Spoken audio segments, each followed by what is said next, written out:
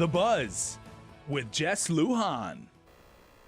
My studio guest tonight, of course, is Captain Tom Stambaugh from the Salvation Army Guam. The transition, okay, because now you are giving up these food boxes, okay? Mm-hmm. You were in the receiving end years back for probably many years, right? Mm-hmm. So how that transition, and how does that feel now doing that? And I mean, your story is incredible. Thank you. Well, growing up in those times when we were out of the home and displaced, there were times we were at a Salvation Army or another church receiving a food box or some kind of assistance to help my mom or our family get through this part of life. And I remember standing in line being humbled, but I always remember being grateful for whatever we got, whatever the church or the Salvation Army could give us.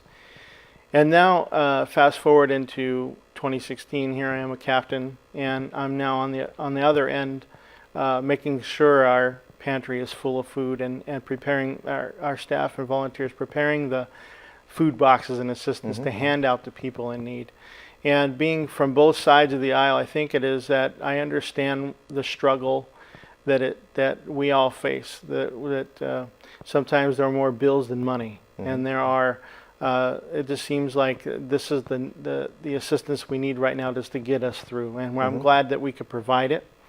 And we work hard to make sure that the pantry is stocked and making sure that we have the tools we need to help people in need. Because we want, more than anything, it's not just about a food box, Jesse. It's about hope. That's right. It's about giving hope, not just a food box. That anyone, any church, any pantry could do that. Yeah. But for more than that, it's a hand up. It's about giving hope and inspiring somebody that this is just a roadblock in your final destiny, what you want to achieve.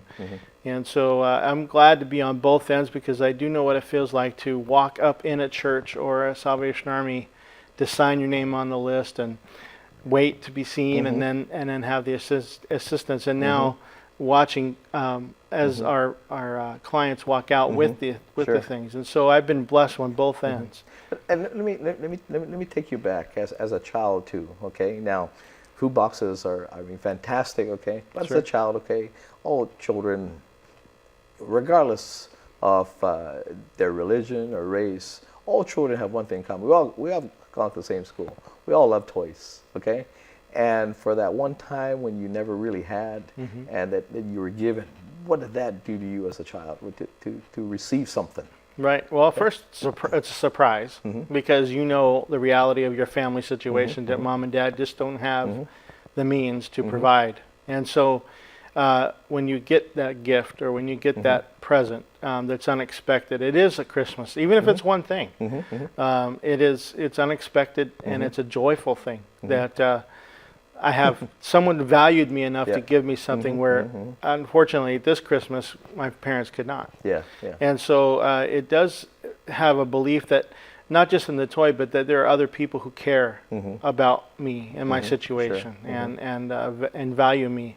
Even though we may not know the child's name who comes to us, we may not know their inner struggles, but just to know that we can provide a toy or a present is just to give that. We invest in you as a person. And Cap, we're talking, of course, the season, right? The season, but you guys are not just seasonal in operations. You're 365, 366, depending every 4 years. You add one more day to your work year, right? But you function all the time.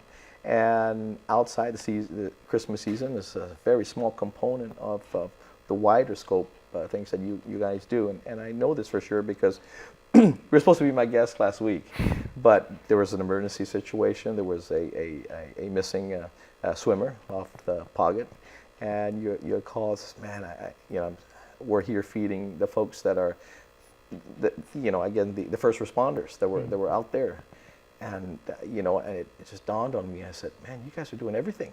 Not just feeding homeless people and people who are in need and all that, but you're also, again, out in these tragic situations.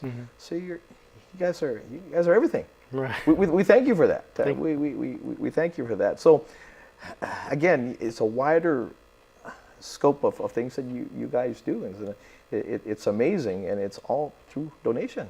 Right, it's true. And first, we want to say we have a great staff, a great team that help us pull it together. But the thing is, the Salvation Army is not one-dimensional in terms of just food, Sure. electric, rental Sure, sure. assistance, or the LRC, the Lighthouse Recovery Center.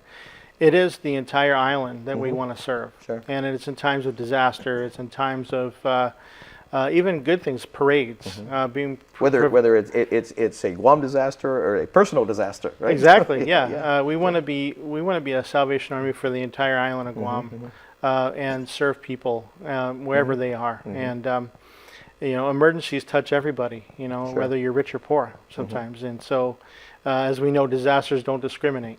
Not at all. Not And at so all. we try make sure our staff are prepared and prepped up, always to be prepared to jump into action when necessary, like any army is Sure. is ready to go.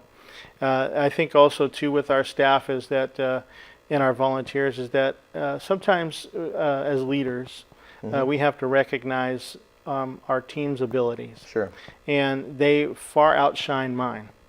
And they are local. They live here. They were born and raised here. And so we rely heavily on how do we approach this situation? How do we approach this culturally? So we want to make sure that we're not just dominating it, but we want to do it with a sensitivity of Sure, sure. who we're serving, the clients we're serving. And so we appreciate and value our staff. And so we just do appreciate, the community who step up and help donate what we need in times of whether that was just recently a Thanksgiving meal, Sure. which our community stepped up in a huge way, helped us feed 1,500 people. And so again, it was just that's just one example Component, yeah, of yeah, a community support of Sure. to pull together and help make it happen. And you do programs as well of again folks who are greatly challenged with alcohol and drugs. Yeah. It's called Lighthouse. Is that Lighthouse Recovery Center. Recovery. Yeah. It's amazing. So, to date, I mean, since the Salvation Army has been here, do you know how many people it has served? Well, in total, I don't have that number, but I know last year alone we helped 12,500 people on the island of Guam. And so we're going to be celebrating our 25th year on the island. Salvation Army opened its work during Hurricane Omar.